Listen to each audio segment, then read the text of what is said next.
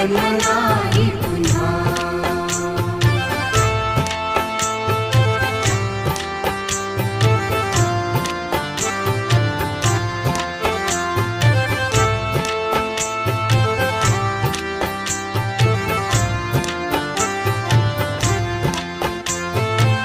हा जन्म आहे सद्गुरु कृपेचा, हा जन्म आहे सद्गुरु कृपेचा, हा जन्म आहे सद्गुरु कृपेचा। हरि ओम स्वामी समर्थ म्हणा, हा जन्म